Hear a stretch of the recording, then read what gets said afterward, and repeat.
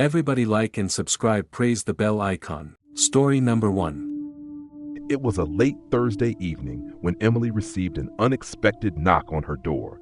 She had ordered dinner online, something quick to eat after a long day at work. She had no reason to suspect anything out of the ordinary. The delivery service she used was reliable, and the driver always seemed polite and friendly. When she opened the door, she was greeted by a man in his late 30s with a half-hearted smile. His eyes were a little too wide, and there was an unsettling energy about him, but she didn't think much of it. "Your order, ma'am," he said in a low, smooth voice that felt oddly rehearsed. She paid and thanked him, about to close the door when he lingered for a moment longer than usual. "Everything all right?" she asked, the awkward silence beginning to get to her. "Oh, I'm just trying to remember if I've delivered to you before," he said, his eyes shifting as if he was searching his memory. He stared at her for just a bit too long, a look in his eye that made her feel like he was studying her rather than just making small talk. It was something about the way his eyes traced her features, as if he was trying to recall something much deeper than a simple address. "Yeah, I don't think so. I usually don't order from here." She smiled tightly, trying to make the interaction as brief as possible. He nodded slowly, his smile growing slightly. "Ah, I see. Well, have a good evening," he said, finally turning to leave. But something about his presence stayed with her, an odd shiver crawling up her spine. She shut the door and locked it, dismissing the feeling as a result of her tiredness. She placed the food on the table and went to get a drink. As she walked back into the living room, her phone buzzed on the table. It was a message from an unknown number. "Is it safe to eat alone?" Emily froze. She stared at the message, confusion flooding her mind.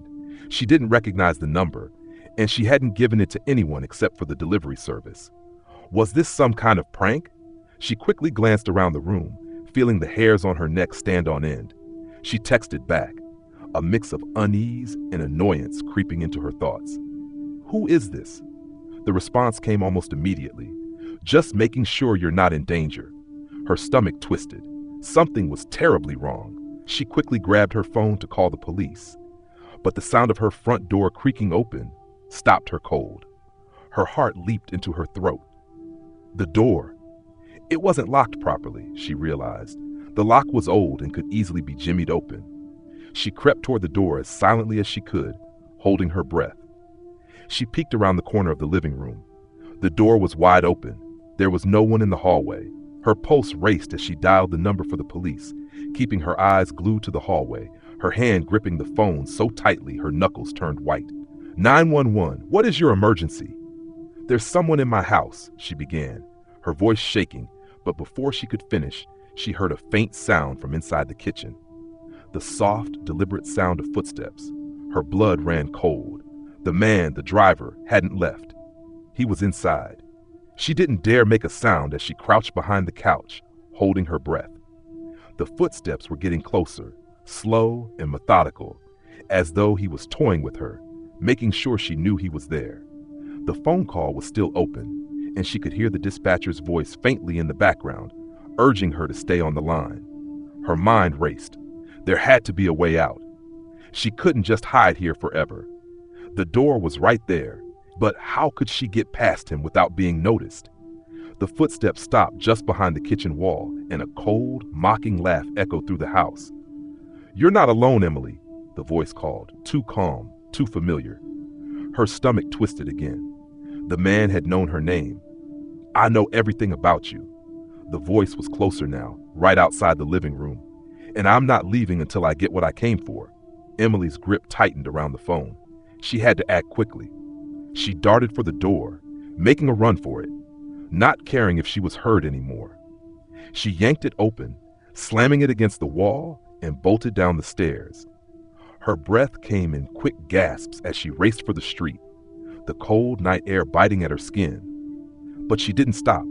The police arrived minutes later, but when they entered the apartment, the door to her apartment was still open, and her food was sitting untouched on the table. The delivery driver was nowhere to be found, but when they checked the footage from the building's security cameras, there was something chilling. The driver had never actually left the building. In fact, he hadn't even gone to his car.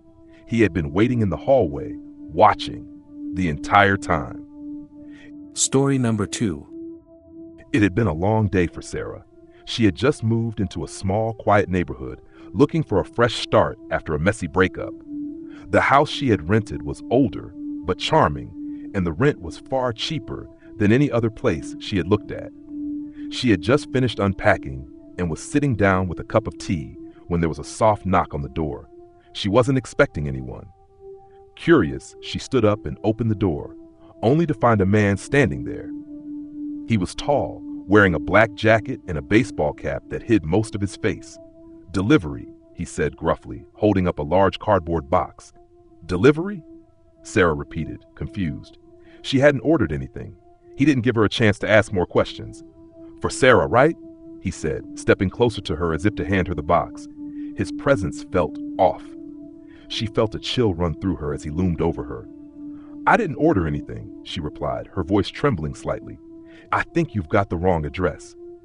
"No, I'm sure it's for you," the man insisted, his tone no longer friendly. He thrust the box toward her, his hand brushing hers as she reached out to take it. Instinctively, Sarah pulled back. The man's eyes narrowed. His smile was too wide, almost mocking. "You should take it," he said softly. "It's just part of the deal." Sarah didn't know what he meant by that, but something about his gaze made her feel like she was trapped in a nightmare. There was something wrong, deeply wrong, in the air. "Just leave it on the porch," she said, trying to be firm. "I'll call the company and sort this out." The man paused, then took a step back. His expression turned strange, as if he was deciding whether to argue or leave. Finally, he gave a slight nod. "Fine, but you should know," he said, his voice lowering to a whisper, "you won't have much time." Without waiting for a response, he turned and walked away, disappearing around the corner of the house. Sarah stood frozen for a moment before she closed the door, heart pounding in her chest. A sudden sense of dread settled over her as she looked at the box, sitting innocuously on her doorstep. She wanted to leave it there, but curiosity gnawed at her. Who was that man? What did he mean by, "You won't have much time"? The box was too large to be left unexamined, so she brought it inside. She stood in the hallway, the box now sitting in front of her, as if daring her to open it. She wasn't sure why, but she felt like she had no choice but to open it. When she cut the tape and pulled the flaps open, her breath caught in her throat. Inside the box was a small black velvet bag. She gingerly pulled it out, untying the string. Inside was an old-fashioned, tarnished key. It looked like it belonged to something ancient, a lock she couldn't recognize. Suddenly, the air around her seemed to shift. A deep, eerie silence blanketed the house, and a feeling of being watched crept over her. She glanced around, but there was nothing there. She was alone. Sarah didn't know what came over her, but without thinking, she stood up and walked toward the back door of the house. She hadn't even noticed the old rusted door before, hidden in a corner of the hallway she had never paid much attention to. Her hand hovered over the doorknob, a voice in her head screaming at her to stop. But she didn't. She inserted the key into the lock, and it turned easily, as if it had always belonged there. The door creaked open to reveal a narrow staircase leading down into darkness. A chill ran down her spine, but she felt an overwhelming compulsion to descend. The darkness seemed to draw her in, the musty smell of old earth and rot filling her nostrils. The air grew colder as she stepped down, her footsteps echoing in the tight space. At the bottom of the stairs, Sarah found herself in what appeared to be a small, forgotten room. The walls were covered in strange symbols, scrawled in what looked like old paint. In the center of the room, a large wooden chest sat open, filled with old photographs, papers, and a large, dusty book. Something about the chest called to her. As she stepped forward, the door slammed shut behind her, locking with a loud, ominous click. She tried to turn back, but the door wouldn't budge. With no other choice, Sarah picked up the book and began to flip through its pages. As she read, a horrifying realization gripped her. The book was filled with the names of previous tenants of the house, each with detailed descriptions of their lives. Every entry ended with a single phrase: "They took the key." Her heart raced. She couldn't breathe. She looked around at the photographs scattered around the chest, all showing people, faces she didn't recognize, smiling happily with the same key in their hands. But the last photo was different. It showed the man who had delivered the box standing in front of her house, smiling widely at the camera. And written below it was the final entry: "Now it's your turn." A scream tore from her throat as the shadows in the room seemed to close in, and the last thing she felt was the cold, clammy hand on her shoulder just before everything went black. Story number 3. It was late, well past midnight, when Leo decided to take the shortcut through the park on his way home. He had worked an extra shift and was exhausted, just wanting to get to his apartment and sleep. The park was quiet, the moonlight filtering through the trees, casting long shadows across the empty path. He usually avoided it at night, but tonight, his usual route was blocked due to construction, and this was the fastest way back. As he walked along the path, the sound of his footsteps echoed eerily in the stillness. The only other sound was the occasional rustle of leaves in the breeze. He pulled his jacket tighter around him and quickened his pace, the weight of the silence settling heavily on his shoulders. He was halfway through the park when he noticed something strange. A figure was standing in the distance, just past the swing set. It was a man, but something about his stance seemed off. The man was completely still, facing toward the swings, not moving a muscle. His hands were clenched tightly at his sides, his body rigid as if frozen in place. Leo slowed his pace, unsure if he should approach or turn around. It didn't feel right. As he kept walking, the figure didn't move. The air felt heavy, thick with a sense of unease, like something was wrong, something was lurking just beyond his sight.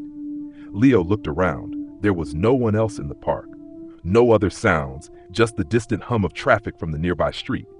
Then, as he got closer, he realized the figure wasn't standing. He was crouching. The man's head snapped toward Leo, and for a moment, Leo froze. The man's face was pale, almost ghostly, his eyes wide and unblinking, staring directly at him.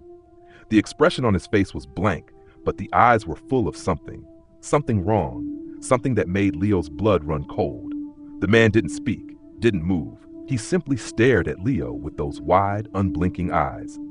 Leo took a step back, his heart racing, but before he could turn to leave, he heard a faint whisper. It came from the man's direction, but it wasn't words Leo could understand. It was a soft, guttural sound, like a low hum. The sound crawled into his ears and made the hairs on his neck stand on end. Without thinking, Leo turned and ran. His footsteps were loud against the gravel path as he sprinted toward the exit of the park. His breath came in ragged gasps as he looked over his shoulder, but the figure was gone. There was no one there. Leo didn't stop running until he reached the street. He looked back one last time at the park, and for a split second, he thought he saw the figure again, standing just inside the trees, watching him from a distance. Shaken, Leo walked quickly to his apartment, locking the door behind him the moment he stepped inside. He tried to shake off the feeling that something had been watching him, but the unease didn't go away. That night, he couldn't sleep. Every time he closed his eyes, he saw the man's face. Those wide, empty eyes. That cold, hollow stare. Days passed, and Leo tried to forget about the encounter, but something strange started to happen. Every time he walked past the park, he couldn't help but glance at it, as if he expected to see the figure again. He started to take longer routes to avoid it, but the unsettling feeling never fully left. Then one night, about a week later, Leo received an unexpected call. It was from an old friend who had recently moved out of town. "Leo, I was looking through some old photos and found something weird," his friend said. "It's a picture of us in the park, remember? We took it that one summer. But there's something strange about it." Leo furrowed his brow. "What do you mean? What's strange about it?" "I don't know, man. You're in the picture, but you look different. And there's a man standing behind you, in the background. He's standing so still, almost like he's not even part of the photo. You can't even see his face, but his eyes are staring straight at the camera, just like the man in the park." Leo's heart dropped into his stomach. He hung up the phone quickly and went to his drawer, where he kept old photos. He pulled out the one his friend had mentioned, the one from the park.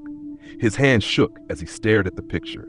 There in the background was a figure, faint, almost blending into the shadows, but unmistakably there. The same man, the same wide, unblinking eyes. But the worst part? The photo had been taken years before Leo had ever seen the man in the park. Story number 4. It was the kind of night that made Alice feel like the world was holding its breath. The wind howled outside, rattling the windows of her small apartment, and the rain came down in torrents. She had just finished watching a late-night movie when the power went out. No surprise, really. This old building was notorious for losing electricity at the slightest gust of wind.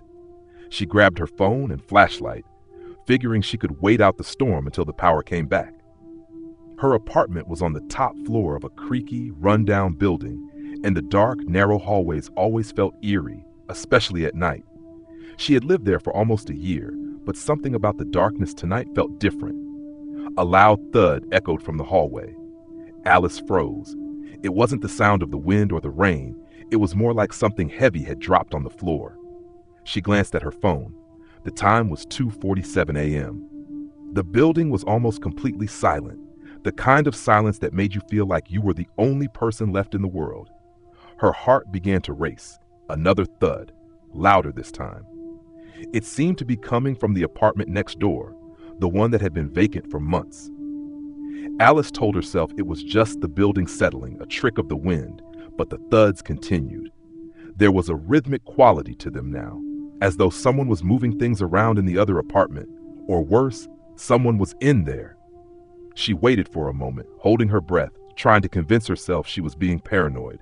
But then there was a sound she couldn't ignore, a faint whisper like someone calling her name. Alice. Her pulse quickened. The voice was soft but unmistakable. She stood up, heart hammering, and moved cautiously to the door. She peered through the peephole, but the hallway was empty. The thuds had stopped. Just as she was about to turn back, the whisper came again, this time clearer. Alice, let me in. Alice's breath caught in her throat. She knew no one else lived in that apartment. The landlord had mentioned months ago that it was up for sale, but hadn't mentioned anyone moving in. The air seemed to grow colder, the silence more oppressive, as if something was waiting. She opened her door just a crack, enough to peer out into the hallway. The building was dark, but the faintest glimmer of light came from the stairwell. She glanced up and saw the shadow of a figure standing at the far end of the hall, facing her door. It was tall, motionless, and unnervingly still. Alice's stomach turned as she tried to make out more details, but it was as if the figure was part of the darkness itself, too indistinct to fully comprehend. Then, without warning, the figure moved. Slowly, deliberately, it began walking toward her. Alice's breath caught in her throat, and a surge of terror shot through her. She slammed the door shut and bolted it, backing away as fast as she could, her mind racing. She reached for her phone again, dialing the building's emergency number, but the call wouldn't go through. Her hands trembled as she checked her flashlight, but the beam of light flickered and died. There was another knock at the door. Soft at first, then harder, the sound of nails scraping against wood. She pressed her back against the wall, every muscle in her body frozen with fear. The whisper returned, closer this time. "Let me in, Alice." It was then that she realized something she had overlooked. She had never told anyone her name. Not even the landlord knew it. The only people who did were friends she hadn't spoken to in years, people who were no longer in her life. Panic surged as the door rattled in its frame. The figure was just outside now, its presence pressing against the thin wood, waiting. Her hand flew to the only thing left in her apartment that might help, her window. She didn't hesitate. She shoved open the window with all her strength, the cold air rushing in, and climbed out onto the fire escape. The rain poured down harder now, the wind howling as she descended quickly. She didn't stop until she reached the street below, panting, drenched, and shivering from fear. She looked up at her apartment building, her heart pounding in her chest. The lights flickered in her apartment, then went dark again. But the shadow of a figure could be seen in her window, standing motionless, watching. Alice ran, not looking back, not stopping until she was safely in the light of a busy street, surrounded by people. The next morning, when she went back to the building, the landlord greeted her with an odd look. "You didn't hear?" he said. "That apartment? It's been vacant for years. No one's lived there since the old tenant, Well, no one alive, anyway. Alice's blood ran cold as the landlord continued. There was a fire here a long time ago in that apartment. The previous tenant, her name was Alice.